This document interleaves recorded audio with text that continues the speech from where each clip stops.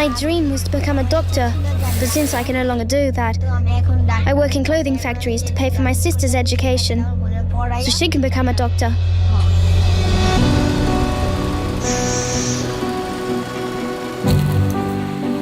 It's unbearably hot. They have to work every day in these conditions without being able to go to school, without being able to envision a future, a different dream than this. They work without any kind of protection, barefoot, immersed in this extremely toxic liquid.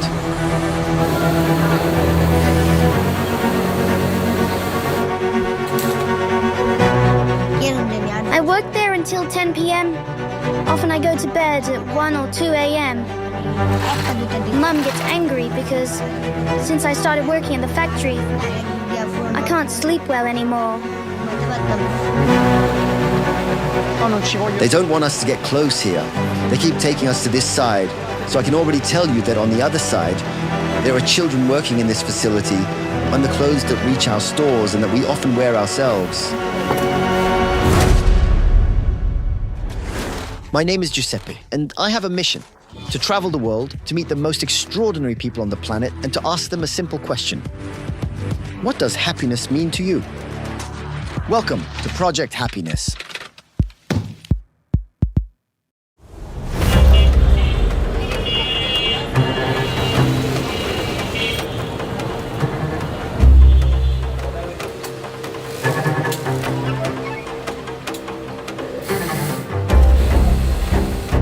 It's exactly from factories like this one that the shirt you're wearing right now most likely comes from.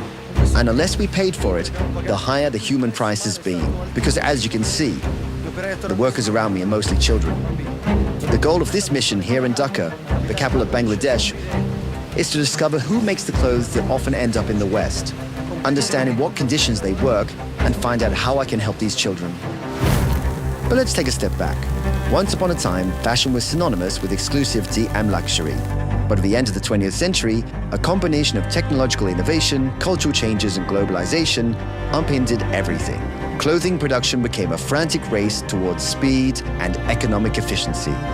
Companies literally started flooding the market with new garments, generating faster and faster trends, followed by more and more people who want to dress in the latest fashion to express who they are or who they want to be. Thus, fast fashion was born, and it was precisely at this point that one country in particular promised to satisfy the Western demand for trendy and cheap clothes, Bangladesh, which, to meet a massive global demand for clothes, concentrated all the productive efforts of a nation almost solely in the textile industry, but at too high a price, paid only by the workers, women, men, children who have now become the new slaves of the 21st century, an environment poisoned by chemical waste released by unscrupulous industries, slowly poisoning the land and the water.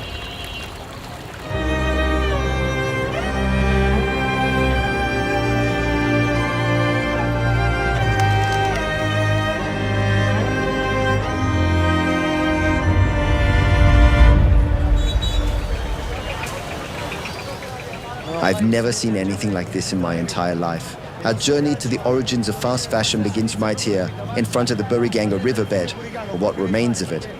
Because today, it's become one of the most polluted and toxic rivers in the world precisely because of fast fashion. Just think, the Bangladeshi government estimates that every day in its waters are released about 21,000 cubic meters of untreated industrial wastewater every day. In fact, the residents of the slums suffer from severe skin, intestinal, and respiratory diseases precisely because of this devastating pollution. The city of Dhaka has more than 5,000 slums, inhabited by about 4 million people. The impact of pollution generated by the textile industries is devastating on the lives of these people. Everyone here is very curious to see me inside this community. We're in Karayal Basti, which is one of the largest slums in the entire country. In reality, there are many like this because from the 1990s to 2000, the city of Dhaka especially transformed, or rather deformed, because slums were born. Shanty towns were built for the workers. Millions of people poured into the city to respond to the increasing demand for clothes that the West demanded. that is, fast fashion. These workers now live in dilapidated houses, like these tin houses, where safety and sanitation are truly a mirage. It's not difficult to find factories in the slum. They're everywhere. But there is a particular area, namely the tanneries, which hold the sad record for being among the most toxic places on the planet for processing those leathers that will be exported to various European countries, especially Italy. It is estimated that tanneries like this release about 6,000 cubic meters of toxic substances and 10 tons of solid waste into the city's groundwater every day. These are all workers who work without any kind of protection, barefoot, immersed in this extremely toxic liquid, because it actually comes from these wash machines behind me, which are filled with raw leather. And for 24 hours, they are run with lime powder and sodium sulfate inside to make the leather softer and prepare it for the next step, the final step before selling. Except this process is extremely toxic. In fact, we've been here for half an hour, and already I feel like I can't breathe, like I have a headache. I don't think I'm being influenced, because in reality, these people get sick very easily, very quickly. This is one of the extreme, inhumane working conditions. I've never seen anything like this. And to think that these people have grown up here. They've always worked here. The more powder we put in, the more color the leather takes on. This way, a better product comes out to sell. Exactly. If you put in less, the color is less visible. Even if I don't want to, I have to do it. To survive, I own nothing. That's why I'm forced to work. I have a family to feed. We need to live. Where else could I earn money, if not here? These workers, and also the children I wasn't allowed to film, are destined to die before the age of 50 due to inhaling highly harmful chemical agents. For what? To produce a jacket or a pair of shoes that will then be sold for a few euros to people who don't really need them. One of the managers is taking us outside, where the leather we just saw is processed to become elegant shoes.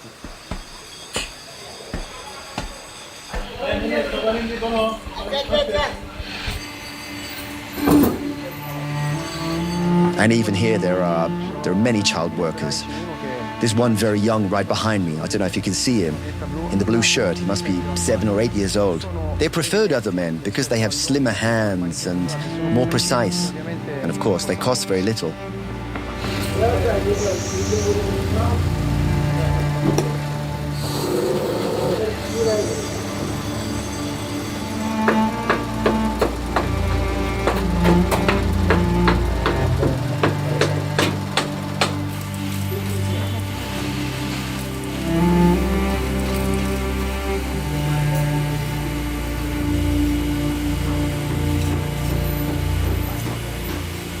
This gentleman is telling me that the shoe that this child is gluing will become a loafer that we sold in Italy as made in Italy and handmade. Handmade, yes, but made by this child and made in Bangladesh, using child labor that violates every human right. It is precisely the glue that this child is using now that is used not only to glue shoes, but also outside this factory as a narcotic. It's mainly used by street children. The children who work here, the more naive workers, steal it to sell it to other children. They use it as a drug which causes irreversible brain damage. But in these places, reality is often harsher than words. Just as we left the factory where the child was gluing shoes, right in front of us is a child sniffing the same glue they use in the factory.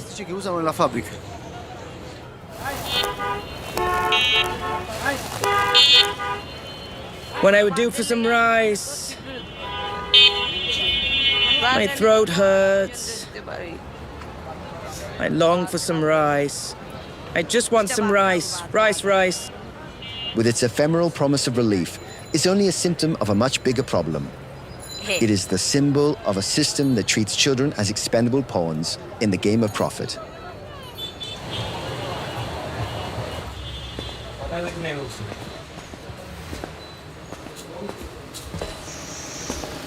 I managed to enter one of the thousands and thousands of factories in old Dhaka, the old part of the capital.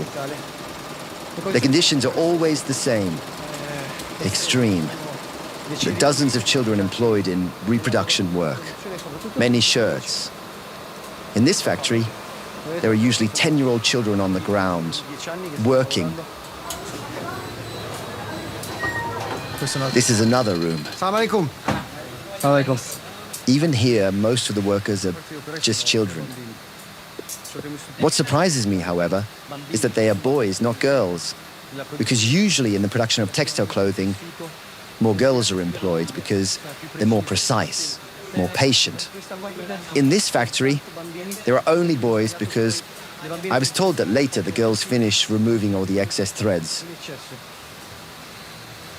I'll also take you to the bathrooms, which are probably... the boys are washing up, so I'll leave them alone. But I was explaining to them that after a work shift, the best moment's taking a shower, because it must be 40 degrees. Maybe you can also see the swell of my face. But this is half an hour inside the factory, while they work every day in these conditions. I believe even you would never have imagined that the clothes that we wear are produced in these conditions. But what we've seen so far is just a small fragment of the fast fashion business in this country.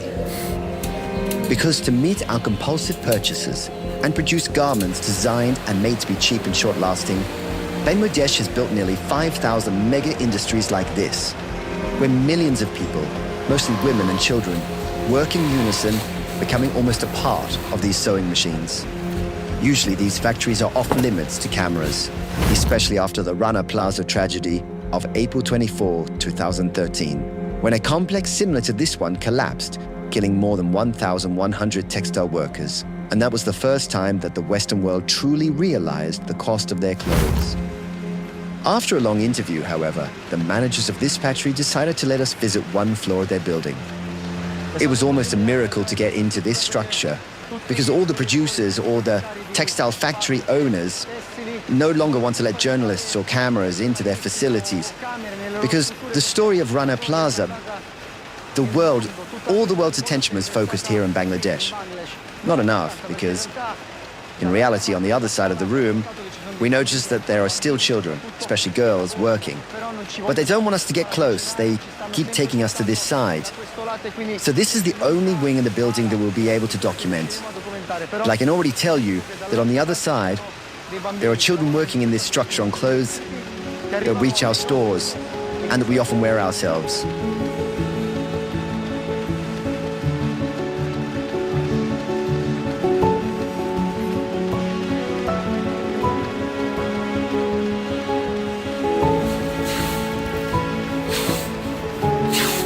Most of the workers here are young women from rural areas, which are the poorest parts of the country. In fact, they move, leaving their families at a very young age for the lowest wage in the world, 20 cents an hour. But I did not come all the way here to do another report on fast fashion. The real goal of this mission is, in some ways, more challenging: to find the girls and boys who work in these factories and listen to their stories. After days of searching, thanks to the help of a woman who works for the community, we managed to meet Juri, a wonderful 12-year-old girl who's been working in the factories for a long time to help her family. Hello. Hello. My name's Giuseppe. My name is Jui. We've arrived at Juri's house, where this girl will have the pleasure of speaking with us. She's invited us to our home because she wants to tell us her story. This is actually a typical house in the slums of Dhaka. As you can see, it's very small. The lady was already explaining to me that here Jui lives with her parents and her siblings in that bed. The bed is tiny, but they all live and sleep here. Another curious thing is that they have a refrigerator. They have food in the house, but it is shared with all the neighbors. And this is the kitchen. Here they cook, here they store food. As you can see, there are also grates to prevent rats from entering. There's another very interesting detail that helps me understand the lives of these children better. The bed is elevated with these bricks to first create a sort of storage space, but also in case there are floods, so they're not soaked or rather flooded by the water that would enter the house. Clearly, the conditions are precarious, but especially the factory workers around here live in these conditions, and we're privileged to enter one of these houses and listen to Jui's story, because I'm sure it will be similar to many other stories of many girls and boys working in these factories. This is me, this is my younger sister, and that is my brother. This is you, Jui. This is me. Okay. Who lives here with you? My sister and I stay here, and my parents sleep on the floor. And where are your parents now? My mother is at a clothing factory while my father, I don't know where he is. Why aren't you at school now? I had to leave school because my mother was in debt. When I was in 5th grade, I was so happy. I had many friends. We laughed and played together. But now that doesn't happen anymore. I miss it a lot. Only because of money problems. I had to stop working. My aunt advised me to start work to bring home some money. And so, they took me to the factory. I earn almost €4 a day. At first, I even liked it. But now I always feel tired because I work all day. For the first 5 months, I held on. I kept working. But now I feel lonely. And I don't like it. I work there until 10 p.m. Often I go to bed at 1 or 2 a.m. Jui, what is your biggest dream? If I'd been able to continue studying, I could have helped my parents with a good job and been independent. I could have saved my family. It would have been nice if we'd gone that way. My dream was to become a doctor, but since I can no longer do that, I work in clothing factories to pay for my sister's education so she can become a doctor. How can a 12-year-old girl be so resigned and aware that her dreams will never come true? It's not fair. Jui is part of those millions of children whose future is stolen to exploit them in factories. A number so large that it almost makes you lose hope that anything here can ever change. Yet, there is someone who, with unwavering commitment, has always believed that by uniting the generosity of people around the world, we could give them back the right to be children. In Dhaka, I met with the leaders of the humanitarian organization ActionAid, who through their sponsorship programs could ensure that children like her receive the assistance they desperately need. And I'm not just talking about education and medical care, but also crucial emotional support to overcome the scars of exploitation, as happens in this center called Happy Home, a shelter for street children where they can feel safe and finally transform their stories of suffering into tales of hope and rebirth. If I hadn't come here, I would certainly be working in a factory now. Or I'd be working in other people's houses, like my mother. I see many poor children begging for food, and this makes me very angry. But I can't do anything about it. I would have ended up like them if it weren't for this place. Here, I can eat on my meals, but before that it wasn't like that. Here I have my sisters and friends who give me food and make sure I'm well and eat. Before, no one took care of me. This way makes me feel good. I had a terrible past, and I hope so much that other children do not have to suffer the same. I hope they all come to live here to feel as good as I do, and that they can study. I couldn't before, and neither can the children who are still outside. I've received so much support here that I wish you could reach them too. Before leaving, Sanjida, one of the leaders of ActionAid in Bangladesh, wants to give me a unique moment with the children sponsored from afar to realize what it means for them to have a distant friend who loves them unconditionally. What are you drawing me? What is this? It's a house. And this? This is my friend who helps me from afar. And who's this? This is me, And this one? my younger sister. What are you doing? We're drawing. Drawing, okay. You know, this is not a drawing, this is a trust, this is a bond between her and her friends who is living afar and supporting them as a sponsor. These children have lots of possibilities and they are getting the chance to draw, to study and to go to school. But you know, you have seen that there are so many children who don't have that opportunity. We try to give a safe place for all the children here. Our mission and action is, and my personal mission is to see that no child left behind. You know, we go door to door every day and see that if any child need our support, they need anything from us. But it's not acceptable that the children are working in different places. You already see that they are working in the factories like a machine only for food. It's our responsibility to give them a life, a good life, a happy life. I don't know how many people are watching this video, but they need to believe that with child sponsorship support, they can change the life of these children. Sanjuda is right. Sponsorship can really change a life because not only do they receive material support, but also an invaluable treasure, the certainty of being loved and valued. And at this point, the most important question of this mission is for them. What is happiness?